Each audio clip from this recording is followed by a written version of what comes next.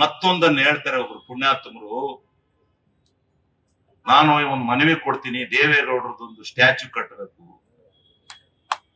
ದೇವೇಗೌಡರು ಈ ದೇಶದ ಕರ್ನಾಟಕ ರಾಜ್ಯದಲ್ಲಿ ಮತ್ತೊಬ್ರು ಪ್ರಧಾನಮಂತ್ರಿ ಆಗ್ತಾರೋ ಇಲ್ವೋ ಗೊತ್ತಿಲ್ಲ, ಆದ್ರೆ ಅವರು ಪ್ರಧಾನಮಂತ್ರಿ ಆಗಿದ್ದಾರೆ, ಇಡೀ ಅತ್ಯುನ್ನತ ಸ್ಥಾನಕ್ಕೆ ಹೋಗಿದ್ದಾರೆ.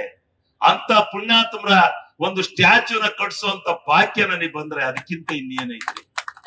ಕಟ್ಸೋಣ. ಇವ್ರ ಹತ್ರ ಅರ್ಜಿ ತಗೊಂಡು ಕಟ್ಬೇಕ ನಾನು ಕಟ್ಟ ಆ ಸಮಯ ಬಂದಿಲ್ಲ ಇನ್ನೂ. ಸಮಯ ಕಾಲ ಕೂಡಿ ಬಂದಾಗ ಅದು ತಾನೇ ತಾನಾಗಿ, ನಾನ್ ಬೇಡ ಅಂದ್ರು ದೇವೇಗೌಡರ ಸ್ಟ್ಯಾಚ್ಯೂನ ವಿಧಾನಸೌಧ ಮುಂದೆ ಕಟ್ಟೋದನ್ನ ನಿಲ್ಸಕ್ಕಾಗತ್ತೆ ಅಂದ್ರಿ? ನಿಲ್ಸಕ್ಕಾಗತ್ತೆ? ಅವರ ಎತ್ತರಕ್ಕೆ ಬೆಳೆದೋಗಿದ್ದಾರೆ, ಈ ದೇಶದ ಅತ್ಯುನ್ನತ ಕುರ್ಚಿ ಕೂತ್ ಬಂದಿದ್ದಾರೆ. ರಾಜಕೀಯದಲ್ಲಿ ನಮಗೆ ವಯಸ್ಸು ಇದೆ, ಭಿನ್ನಾಭಿಪ್ರಾಯಗಳು ಇರುತ್ತೆ. ಆ ಭಿನ್ನಾಭಿಪ್ರಾಯಗಳಿಂದ ಇನ್ನೊಂದು ಕಡೆ ಹೋಗಿ ನಾವೇನೋ ಆಗಿರ್ಬಹುದು, ಅದು ರಾಜಕೀಯ ಸಿದ್ಧಾಂತ. ಆದ್ರೆ ನಾನು ಯಾರಿಗೂ ಮೋಸ ಮಾಡಿ ಹೋಗಿಲ್ಲ, ಹೇಳಿ ಹೋಗಿದ್ದೇನೆ. ಇಲ್ಲ, ನನಗೆ ನನ್ನ ಕ್ಷೇತ್ರದ ಜನತೆಯ ಭಾವನೆ ಮುಖ್ಯ. ಈ ಸಾರಿ ಅರಸೀಕೆರೆ ಕ್ಷೇತ್ರಕ್ಕೆ ಎಲ್ಲ ಹೋಬಳಿಗಳಿಗೆ ನೀರನ್ನು ತರಬೇಕು ಅಂತಕ್ಕಂಥದ್ದು ನನ್ನ ದೃಢವಾದ ಸಂಕಲ್ಪ. ಅದಕ್ಕೋಸ್ಕರ ನಾನು ಹೋಗ್ಲೇಬೇಕಾಗಿದೆ. ಕಾಂಗ್ರೆಸ್ ಈ ಸರಿ ಅಧಿಕಾರಕ್ಕೆ ಬರುತ್ತೆ. ನನ್ನ ಹಿತೈಷಿಗಳು, ನನ್ನ ರಾಜಕೀಯ ಸಿದ್ಧಾಂತದ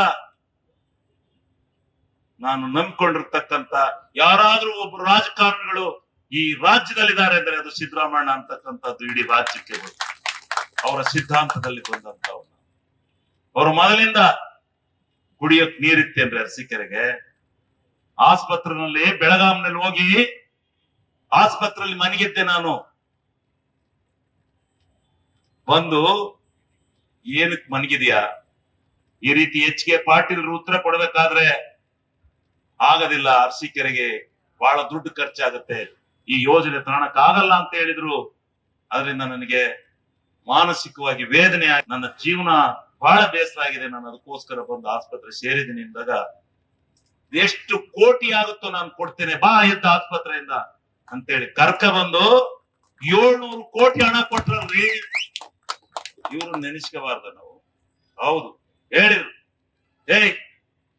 ಈ ಸಾರಿ ನಾನು ಮತ್ತೆ ಮುಖ್ಯಮಂತ್ರಿ ಆಗ್ಬೇಕು, ನೀನ್ ನನ್ನ ಜೊತೆ ಬರ್ಬೇಕು, ಬರೀ ಬಂದು ನನ್ನ ಹತ್ರ ಸೈನ್ ಹಾಕ್ಸ್ಕೊಂಡು ಹೋಗೋದ್ ಕಲ್ತ್ಕೊಬೇಡ, ಮಳೆ ಸರಿ ಸಹಾಯವ ಅಂದ್ರು.